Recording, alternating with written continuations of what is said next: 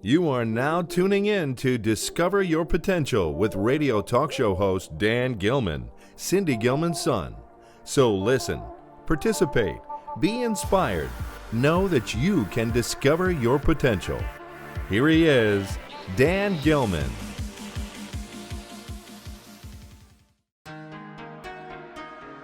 As I look at our audiences all across the world, one thing that really makes me happy is that laugh, that smile. You see them scribbling down notes. You see the excitement they have.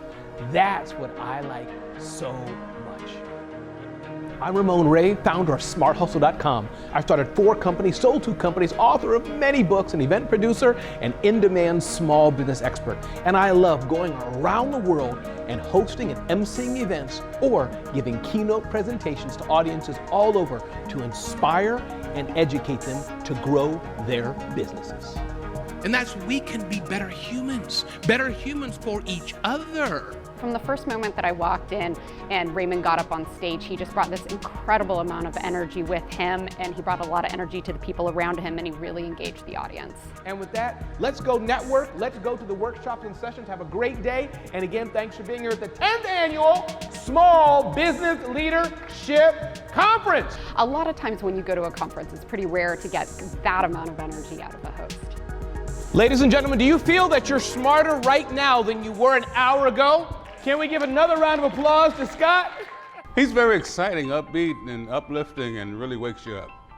Put your hands together and join me for a rousing, rounding round of applause as we welcome Amanda Brinkman to the stage. Amanda! I've been to many conferences for small businesses and large organizations, and I've got to say, his ability to kind of get the audience excited and geared up for the day is quite a gift. Can you give yourselves another round of applause as we kick off this amazing event? And I love engaging with the audience. We take selfies together, we take pictures together, give them my book, whatever it is. How can I all about inspiring them? There's nothing better than a small business owner coming up and saying, Ramon, thank you for what you shared today.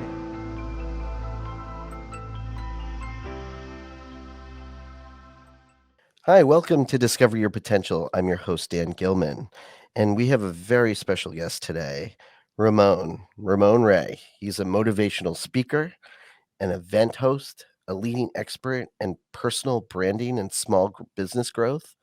He's also a serial entrepreneur who has started 5 businesses and sold 3 of them. But I'll let him talk to you about that. He's the founder of zoneofgenius.com and smarthustle.com. I'm so blessed to have you here, Ramon. Thank you so much for being here. Hey, Dan, the blessing is all mine. Thanks for having me on this beautiful, beautiful day, whether people are hearing it today or tomorrow or next year. I'm glad to have you here, and thank you for sharing a bit of your backstory with me as well. So it's good to be here, and hello to the Dan Gilman audience. Good to be here. No, thank you. I want to start and talk about your upbringing, your childhood, if you don't mind. And you mentioned actually your father, and you've all these amazing tapes. And what type of upbringing and what inspired you? And I'd love to talk to you about your journey. Sure. I'll say I talk usually in sound bites. So if you want more, you have to pull that out of me. But the bottom line of it is, with the bottom line, and those are 3 different things, the inspiration, all that. But I grew up in a evangelical Christian home. So my parents are ministers. My mother's an older lady and still in full-time ministry. My father passed away 24 years ago, and he was a pastor of our church, meaning an international global church, but non-denominational per se. And so that was my upbringing. And as far as inspiring me, as far as like who I am today, I don't really know, Dan. I'm asked that question a lot, and I wish I had a pithy answer. But I worked at the United Nations for some years, and I was fired from there. And I guess I always had the entrepreneurial bug inside me. And so when I was fired, I think it just went full tilt. And that could be, I think God gives us all. Some people like to work for a company. Some people, like my daughter, is a teacher. She loves being a teacher. She told me, Dad, I don't want to be an entrepreneur at all. My son, he's a creator, like me and you probably, Dan. So the inspiration, I love people, but I can't say that, when I was a child, I would look up at the stars and say, one day I want to be a podcaster. No, I don't have that story. I think I answered those two questions, but that's a little bit about me. Yes, my father was a preacher, and you and I were connecting, talking about cassette tapes, and I'll just recap that a bit. So I have a number of cassette tapes of his sermons and things, and so that's who he was. His name was Clabe. You've also shared the stage with so many actually, and I wanted to mention that too. That leading business members like Seth Godin, Simon Sinek, Gary Vee, which is Sure. incredible. In business, it's not all about mindset.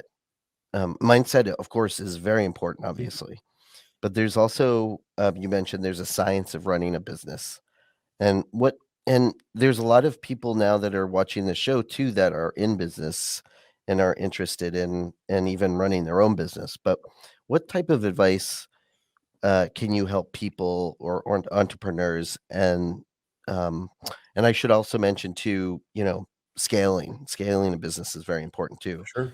And how does one grow their business? I mean, after they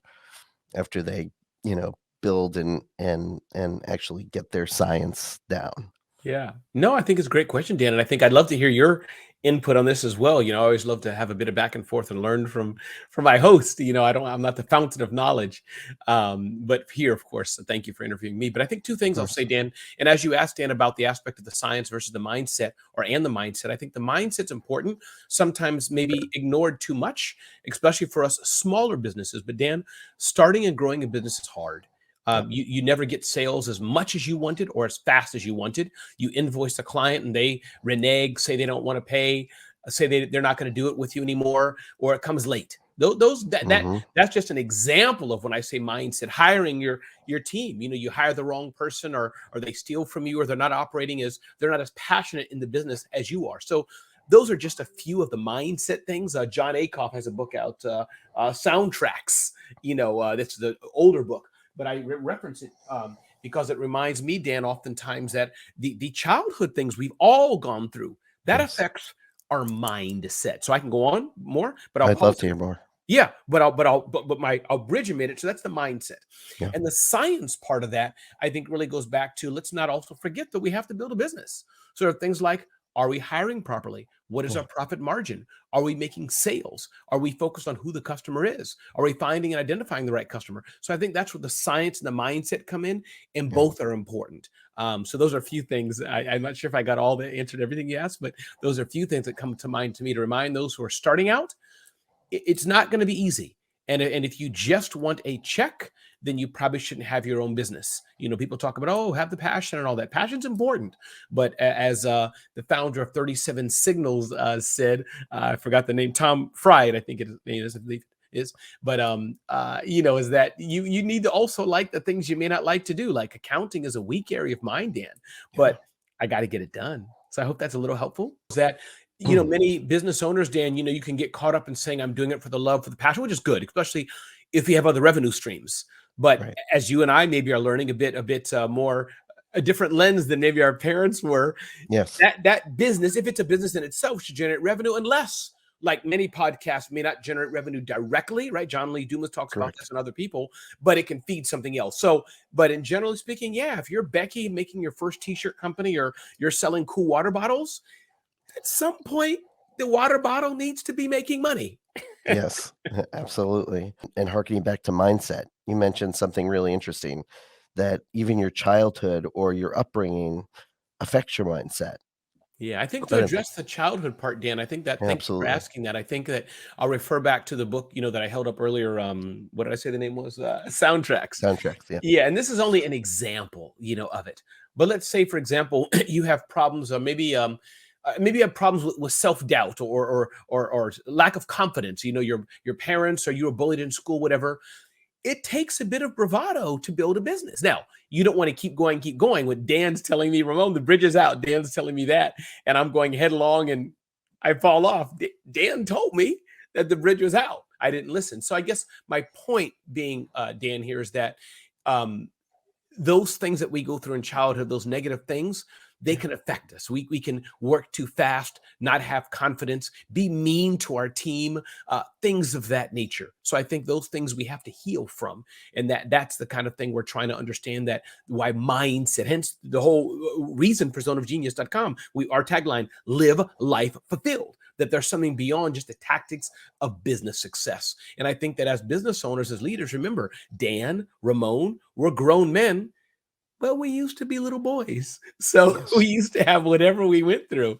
So that's kind of what we're talking about when we talk about the mindset of business is important, but paired with the business tactics. Because a number of business owners, Dan, I'm sure you know some, or maybe you have been one at some point. I know I have. Yeah. Is that, we didn't get our advertising right. We didn't get the right target audience right. We focused too much on the wrong customer. Those quote unquote tactical things are important as well, for sure. And again, I'll share it as a lesson learned. So I've started several companies, content business, smallbiztechnology.com and sold it, smarthustle.com and sold it. Latest venture is zoneofgenius.com to help people live life fulfilled, help small business owners live a better life. And I'm happy to share my story, but I also like to, hope to leave something practical, not just about me, but I think that as a lesson learned for business owners, those thinking of different business models, there's business model and content. And the world of content that I do is find a good domain name, build good content around it, build lots of good content around it, have it rich for SEO, so people outside who are searching will go to it, but also good headlines and the news of the day, things of this nature. And then you have the right, as you build up the audience, as you hinted, Dan, you have the right then to get sponsors for that content and to offer premium offers to the community who's buying from, who's your audience. So that's kind of our playbook. Good content, lots of good content builds up a user base. Now that we build up a user base, we have the right to seek out sponsors and or to serve that user base in premium ways. And that's our business. Or as I like to hold up books, Dan, another book. Yes, I'd love to. Jim Collins' book, The Flywheel, right? Flywheel talks about what's the simple things you can do in your business that make the business run. So that's what we do. So Zone of Genius, yes, is the newest platform I built, really in its beginning stage. We're a startup, zero funding, minimal traffic, but it's to really give people, let business owners be inspired. And then a new venture even for that is something called BWC Daily. It comes from Breakfast with Champions, a member group of about 200,000 of us, almost 200,000 in our group. And we talk every day about 5 a.m. for about 6 hours of content, all about personal development, mindset, growth, health, nutrition, fitness, finance, real estate, a potpourri dish of a variety of things. We do that from 5 a.m. to 1, bwcdaily.com as well. You're actually a host on there, or?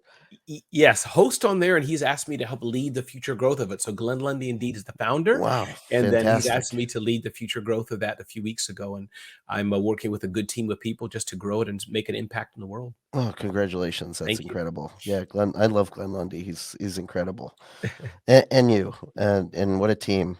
Yeah. And I know he also is connected to Dave Meltzer as well. Yes, for sure. Yeah, because he was also on the show as well. So small world. It is a small world. I also, if you don't mind, I'd love to talk to you about your speaking career. Sure. As well. I know you're a motivational speaker, and we just talked about, you being a host. I'd love to talk more about that. And first, was there anything or anyone that inspired you, like a speaker or a person in your life?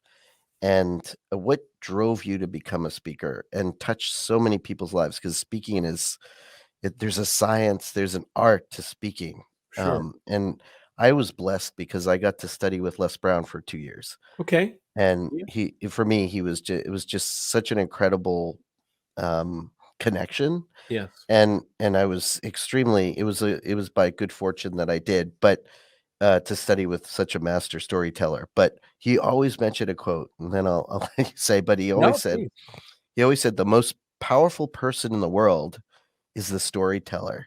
And the storyteller sets the vision, values, and agenda of an entire generation that is to come. And that was obviously stated by Steve Jobs. So everybody knows about that. But he always mentioned that quote. But I truly believe that the storytellers set vision and values and agenda for an entire generation. Absolutely. So I'd love to hear your story. Yeah, sure. I wish I had one as inspiring as that, but I think to answer, and you're right. Les Brown is an amazing storyteller, and I think stories. Jesus used stories, right? Why are stories important? I think they connect the dots. They're a bridge to something else. So I can say, this is a cool water bottle. Has great water in it. Or I can say, when I was a child, I had some great water from a river. It was so refreshing and clean.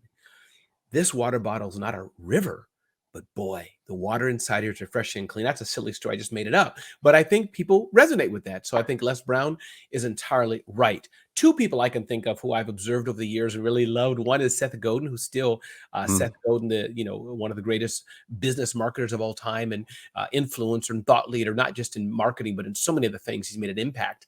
I followed his career for a while, read and or purchased and or touched most all of his books, 17 or 21 he's written by now, probably so many.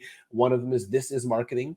One of his, it's not his latest one. I think he has a book out, The Practice, which is more recent. But Seth Godin, I just have liked his PowerPoints there. He was the one, mine were so text heavy. His are so vivid and picture rich. Yeah. So following his style of one picture and several thoughts. So I think that was a powerful thing, just to watch him in his style, his cadence, his shaved head and purple ties and colorful glasses and things. I always kind of like that, his mismatched colorful socks. So that's one. And Steve Harvey, I really liked his style of doing things as well. Steve Harvey, I liked his humor. Steve Harvey's humor was really jived with me. I really thought it was pretty cool how Steve Harvey's humor. Yeah, he also has an incredible story. Yes, he does. Right. People saying no and rejecting him over and over and over again, going into he got his first gig, I think, as I recall the story, and, ran to do his first gig and things like this. So that's a little bit of my backstory.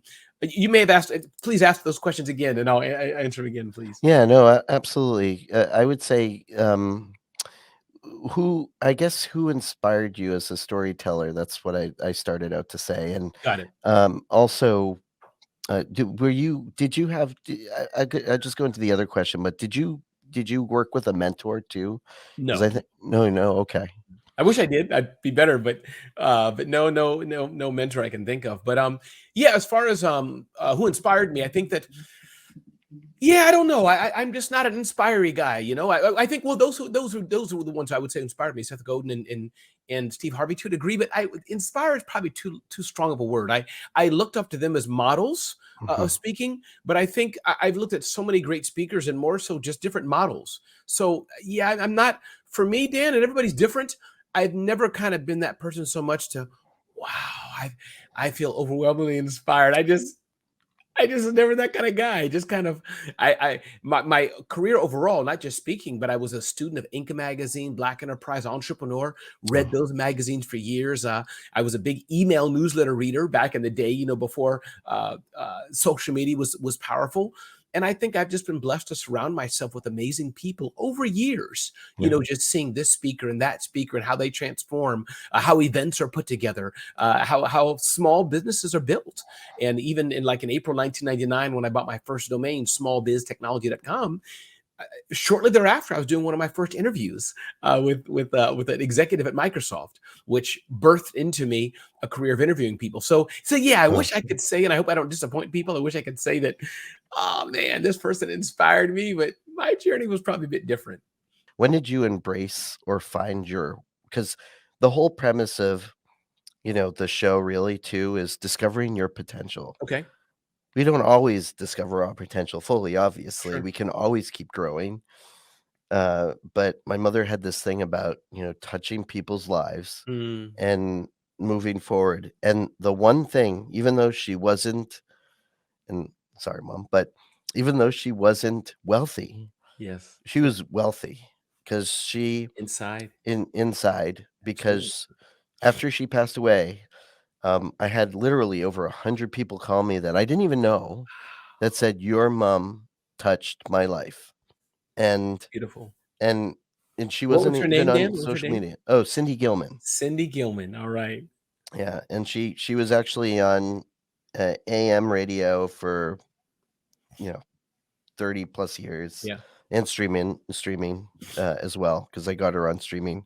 Actually, the last 2 years I started this show thinking that, oh great, she'll restart her career path. Yes. But little did I know I was actually segueing this to my legacy. I understand. So, which is great. Thank you for passing that on to me. Indeed. But the question is, when did you embrace or find your why?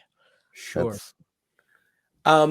So I'm almost 50 years old, and I've been speaking for almost 30 years. My son's 28, and I've been speaking since he was about 4 years old. So that'd be 24 years, about 24 years speaking some version of professionally. Yesterday or Saturday, I was speaking at a Christian business conference, and I had an epiphany right there about something. That was just a few days ago as we're doing this session, Dan. A few years ago, just a few years ago, I was sitting with the former executive of Black Enterprise. His name is Alfred Edmond. Few years older than me, maybe 10 or so years older than me. I'm not sure exactly, 10, 15 years. So point is being, he said, Ramon, you have to understand when people hire you, they want Ramon.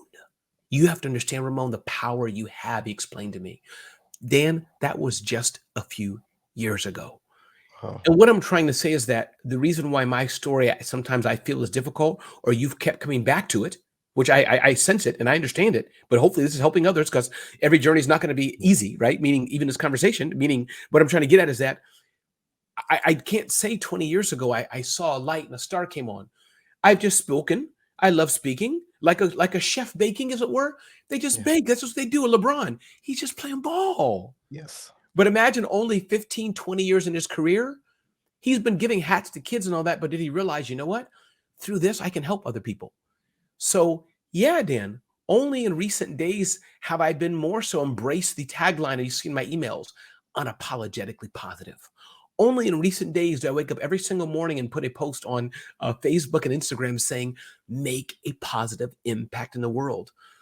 So that's why for me, I've been speaking for many, many years. And I know I've been impacting thousands of people a year for sure. I'm relatively the same person who I am, but I guess, Dan, maybe because I'm turning 50 this year, maybe something's clicked inside me. Only I have embraced this as an asset, as a tool to help others. Now I'm a member of the National Speakers Association, so there's many members there who for years have embraced it and they can inspire the world. And I want to change people's lives. Dan, I was fired from the United Nations. I just wanted to make a buck, and there's no shame in that. I don't think. I had a skill, and I just wanted to feed my family. So I've started businesses. I didn't do it because, oh my God, I saw the child across the room. I wanted to teach her. You can do it too. I didn't care about the child across the room. I wanted to get a check. That's it. So I still want a check. I still want to grow a business. But yes, Dan, I think I'm seeing that. And how can I make the world a better place? But that's only been recently. So that's the story for those on Discover Your Potential. This hasn't been years long of me speaking, Dan, but not years long in me wanting to change the world, at least actively. I hope that's helpful. Very helpful. My latest book is called Celebrity CEO. That's all about personal branding. So people are welcome to check that out. Celebrity CEO. You can just go on Amazon or anywhere you find it online. But thank you for asking that, Dan. But I think that what I'd love to leave people with, Dan, I think is a few things probably. I think is one, for those who are new business owners, and then I'll say something for those who are not, but new business owners, you're going to screw up. You won't make mistakes. It's going to be imperfect. Embrace it, suck it up, and just move on. That's that. And learn from your mistakes. Amy Forleo, in her book, Everything is Figureoutable. When you're looking for a book, you can never find it for some reason. Oh, here it is. Yes, Marie Forleo. Marie Forleo's book, Everything is Figureoutable. She talks about that in her book. So I think understand that, embrace that you're always going to be in a constant journey of learning. Number two, do seek to always learn and do better and better and better. Number three, understand that you have a special strength. You have a special strength. And I have a special strength. God's given me ability to communicate and talk to people and inspire people from stages. But I'm not good in numbers. That's what my friend Ruchi Pinniger, Watch Her Prosper. Check out Watch Her Prosper is for. And other people like that are for, right? My other friend Jonathan, a small business CFO, right? So we all have strength. That's number three. I think number four, those, again, discover your potential, whether you're in business or not. Everybody has the choice to make a difference in somebody's life. There's somebody in the train, on the bus, in the taxi, in the Uber, in the airport, at the crosswalk, at the Starbucks, at the bar, who needs a smile, a good smile, a smile from you, an encouragement, who needs a thank you, And if we can each do that every day, the world will be a better place. That's wonderful. Well, there's so much energy that you bring that it's just it's incredible. I've seen so many videos and everything with you speaking, and there's just so much power and so much energy and so much positivity that you bring to the world, and I truly appreciate that. Appreciate it. So that's great. Well, thank you, Ramon. I truly appreciate your time today, and I appreciate you. So it's equal. Thank you, Dan, for what you do, and thank you for having me on Discover Your Potential. Well, thank you for being here. This is Cindy Gilman, and you're listening to Discover Your Potential. So until next time, do something nice for yourself, but do something nice for someone else.